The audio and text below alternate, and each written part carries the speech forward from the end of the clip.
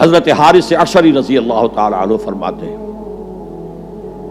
یہ مسند احمد ابن حنبل میں بھی ہے، ترمذی میں بھی ہے، قال قال رسول اللہ صلی اللہ علیہ وسلم انی آمرکم بخمس اللہ امرنی بہن۔ یہ ایک روایت میں اضافی الفاظ ہیں، اللہ امرنی بہن، دوسری میں نہیں ہے۔ انی آمرکم بخمس کے بعد شروع ہو جاتی ہے بالجماعت والسمع والطاعت والہجرت والجہاد فی سبیل اللہ۔ مسلمانوں میں تمہیں 5 باتوں کا حکم دے رہا ہوں، اور یہ حکم اللہ نے مجھے دیا ہے، حالانکہ آپ کو بھی حکم دینے کا اختیار ہے، لیکن آپ نے تاکید کے لیے کہا، میں اپنی طرف سے نہیں کہہ رہا، میں پہنچا رہا ہوں۔ انی آمرکم بخمس اللہ امرنی بہن بالجماعت والسمع والطاعت والہجرت والجہاد فی سبیل اللہ۔ ذرا دیانتداری کے ساتھ ہاتھ اٹھائیں ان مجمع میں سے وہ لوگ جنہوں نے پہلے کبھی یہ حدیث سنی ہے۔ ایک تو ادھر میں نے ہاتھ دیکھا ہے، اس کا چرچا ہی نہیں ہمارے ہاں۔ کیوں؟ یہ اس لیول سے متعلق ہے جس لیول پہ ہم سوچتے ہی نہیں۔ اقامت دین کی جدوجہد، نظام کو بدلنے کی جدوجہد، یہ ہمارے ذہن سے خارج، ہمارے تصور دین سے خارج۔ دیکھیے وہ جو ہے بنی الاسلام علی خمس، اس میں امر نہیں ہے، یہ خبر ہے صرف۔ اسلام کی بنیاد 5 چیزوں پر قائم ہے، شہادت اللہ الہ الا اللہ وان محمد رسول اللہ، واقام الصلاۃ وایتاء الزکوٰۃ وصوم رمضان وحج البیت من استطاع الیہ سبیلا۔ یہ حدیث کس کو نہیں معلوم؟ وطن یاد نہ ہو یہ بات دوسری ہے، کس کو نہیں معلوم 5 ارکان اسلام حضور نے بتائے ہیں؟ حالانکہ وہاں یہ ہے میں تمہیں حکم دے رہا ہوں، اور چرچا ہی نہیں ہے ہمارے یہاں۔ جس گاؤں جانا نہیں اس کا راستہ کیا پوچھنا، جو کام ہم نے کرنا ہی نہیں، اس کے جو لوازم ہیں ان کے تذکرے کی کیا ضرورت ہے؟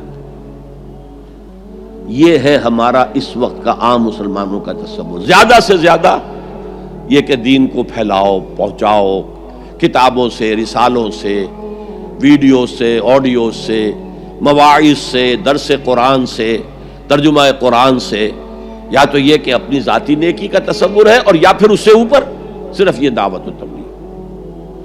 اس سے اوپر کی تیسری منزل جسے اقامت دین کہا جائے، جو خصوصی الفاظ حضور کے لیے 3 مرتبہ قرآن میں آئے، هو الذی ارسل رسولہ بالہدی ودین الحق لیظہرہ علی الدین کلہ۔ کسی اور نبی کے لیے 1 دفعہ بھی نہیں آئے، حضور کے لیے 3 دفعہ آئے، سورہ توبہ، سورہ فتح، سورہ صف۔ یہ چونکہ چیز ہمارے ذہنوں سے نکل گئی ہے، لہذا اس کے جو متعلقات ہیں اس کی طرف بھی توجہ نہیں ہے۔ سیدھی سی بات ہے، منطقی بات ہے، جس گاؤں جانا نہیں اس کا راستہ کائے کو پوچھنا۔ یہ 5 چیزیں ہیں لازم۔ جماعت کی شکل میں رہو، یہ بھی فرمایا علیکم بالجماع، یہ حضور کی حدیث ہے، علیکم بالجماع، لازم جماعت کی شکل میں رہو۔ اور حضرت عمر کا قول ہے، اور آپ کو معلوم ہے کہ صحابی کا قول بھی حدیث کہلاتا ہے۔ حضرت عمر فرماتے ہیں لا اسلام الا بالجماع ولا جماع الا بالامارہ ولا امارہ الا بالاطاعہ۔ کوئی اسلام بغیر جماعت کے نہیں، کوئی جماعت بغیر عمارت کے نہیں، اور کوئی عمارت بے فائدہ ہے اگر اس کی اطاعت نہ ہو۔ تو پہلا حکم بالجماع والسمع، اور سنو، سننے کے لیے وابستہ رہنا ہوگا، وابستہ رہ شجر سے امید بہار رکھ۔ اب یہ نہیں ہو سکتا تھا کہ حضور پر کوئی بات آئی ہے تو آپ خود ہر ایک کے گھر جا جا کے اس کو پہنچائیں۔ آپ وابستہ رہیں اس نظم جماعت کے ساتھ، جیسے کہ درخت کا پتا جو ہے اس تک بھی جڑ سے لے کر جو غذا آ رہی ہے درخت کے پتے تک پہنچ رہی ہے۔ تو پیوستہ رہ شجر سے امید بہار رکھ، اس پیوستگی کے ساتھ، تاکہ وہ سارے احکام آپ تک خود بخود پہنچے۔ والطاعہ، اور اطاعت۔ 3 چیزیں ہو گئی، بالجماعت والسمع والطاعت والہجرت والجہاد فی سبیل اللہ۔ اور میں اس کی حقیقت پہلے بھی بیان کر چکا ہوں۔ ہجرت، اس کی بنیاد کیا ہے؟ حضور سے پوچھا گیا ای الہجرت افضل یا رسول اللہ، اے اللہ کے رسول سب سے اعلیٰ اور سب سے افضل ہجرت کون سی ہے؟ فرمایا ان تہجر ما کرہ ربک، ہر اس چیز کو چھوڑ دو جو تمہارے رب کو پسند نہیں ہے۔ آج اپنے گریبان میں جھانکیے، جو چیز زندگی میں غلط ہے شریعت کی روح سے، طے کیجئے کہ اب نہیں ہوگی، اب ختم کر دوں گا، ہجرت شروع ہو گئی آپ کی۔ ان تہجر ما کرہ ربک، ہر اس چیز کو ترک کر دو، چھوڑ دو جو تمہارے رب کو پسند نہیں۔ اور آخری ہجرت تو آئے گی وہ اقامت دین کے آخری مرحلے میں، جب اقدام ہوگا، جب نظام کو چیلنج کیا جائے گا، پھر جو ہجرت ہوگی وہ فرض ہجرت ہوتی ہے۔ مدینے کی ہجرت فرض تھی، ہجرت حبشہ فرض نہیں تھی۔ وہ تو جن لوگوں کی ہمت جواب دے رہی تھی اور جو پرسیکیوشن ہو رہی تھی اور جو تشدد ہو رہا تھا اس کو برداشت نہیں کر پا رہے تھے، انہیں اجازت دے دی گئی کہ ٹھیک ہے چلے جاؤ، حبشہ کی طرف ہجرت کر جاؤ۔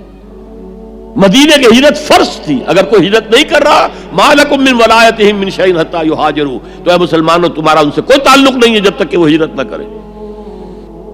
بلکہ سورہ نساء میں اس کو بھی ایک طرح کا نفاق قرار دیا گیا۔ تو وہ ہجرت بڑی ہجرت ہے، گھر بار چھوڑ کر، اور مکے والے جو گئے تھے چھوڑ کر، وہ قریش کے بھیڑیوں کے رحم و کرم پر چھوڑ کر گئے تھے اپنے گھر والوں کو، اور ان کا سارا گھر کا سامان لوٹا گیا تھا، اور اس سارے سامان سے وہ کیپٹل فراہم کیا گیا تھا جس کو لے کر ابو سفیان کا قافلہ گیا تھا شام کی طرف، جس کا حضور نے پیچھا کیا تھا لیکن وہ نکل گیا تھا۔ جب وہ واپس آ رہا تھا تب حضور نے پھر اس کو کنفرنٹ کرنے کے لیے مدینے سے باہر نکل کر پروگرام بنایا، لیکن وہ اللہ کو کچھ اور منظور تھا، ادھر سے لشکر آ گیا اور جنگ ہو گئی، جنگ بدر ہو گئی۔ تو ہجرت کیا ہے؟ شروع سے ہجرت کیا ہے؟ ان تہجر ما کرہ ربک، اور سب سے اوپر کیا ہے؟ گھر بار، اپنے آباء و اجداد کی وطن، جہاں آپ کے آباء و اجداد دفن ہے، چھوڑو، جاؤ، اور جاؤ وہاں جہاں پوری طاقت مرکوز ہو جائے تاکہ آپ نظام باطل کو چیلنج کرنے کے لیے ساری طاقت ایک جگہ جمع کر سکیں۔ اور جہاد پوچھا گیا ای الجہاد افضل یا رسول اللہ، سب سے افضل جہاد کون سا ہے اللہ کے رسول؟ فرمایا ان تجاہد نفسک فی طاعت اللہ، کہ اپنے نفس کے خلاف جہاد کرو، اسے اللہ کا مطیع بناؤ۔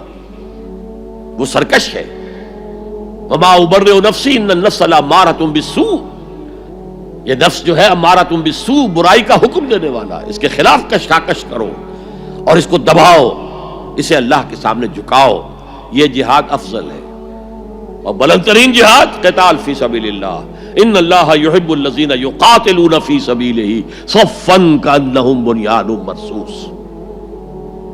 یہ ہے وہ حدیث جو ہمارے تصورات سے خارج ہو